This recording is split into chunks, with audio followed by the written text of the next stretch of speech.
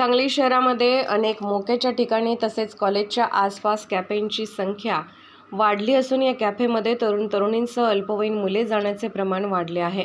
या कॅफेमध्ये अंधाऱ्या खोल्या तयार करण्यात आल्या आहेत। या अंधाऱ्या खोल्यांमध्ये तरुण-तरुणी अश्लील चाळे करताना अनेक वेळा आढळून येत आहेत। याबाबत याआधीही अनेक वेळा आवाज उठवण्यात आला असतानाही यावर कडक कारवाई होताना दिसत नाही।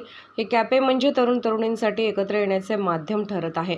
काही कॉफी शॉप कॅफेमध्ये आतल्या बाजूस कंपार्टमेंट तयार करून मिनी लॉजसारखी व्यवस्थाही करण्यात आली आहे।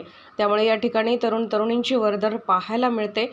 हे असेच चालू राहिले तर नको त्या वयात या तरुण-तरुणींच्या हातून वेगळेच काहीतरी घडण्याची शक्यता नाकारता येत नाही। या कॅफेमधून अश्लील चाळे होत असल्याचे अनेक प्रकार उघडकीस आले आहेत। शहरातील विश्रामबाग, कॉलेज कॉर्नरसह मिरजमध्ये इतर ठिकाणी हे कॅफे सर्रासपणे सुरू आहेत। अशाच एका कॅफेमध्ये एका महाविद्यालयीन तरुणीवर रिलेशनशिपमध्ये राहण्यासाठी जबरदस्ती करण्यात आल्याचा प्रकार घडला आहे। या प्रकाराचा धसका घेऊन सदर तरुणीने घरी जाऊन कीटकनाशक प्राशन करून आत्महत्या करण्याचा प्रयत्न केल्याचा धक्कादायक प्रकार घडला आहे। या प्रकाराबाबत तातडीने चौकशी होऊन सदर तरुणावर कारवाई व्हावी व अशा तऱ्हेने चालवले जाणारे कॅफे बंद करण्यात यावे अशी मागणी लोकहित मंचच्या वतीने पोलीस अधीक्षक संदीप घुगे यांच्याकडे केली आहे। ज्या कॅफेमध्ये अंधाऱ्या खोल्या, कंपार्टमेंट, मिनी लॉज तयार केले जातात अशांवर कारवाई करण्याची व वाहवत चालणाऱ्या तरुण पिढीला वाचवण्याची मागणी अध्यक्ष मनोज भिशे यांनी केली आहे।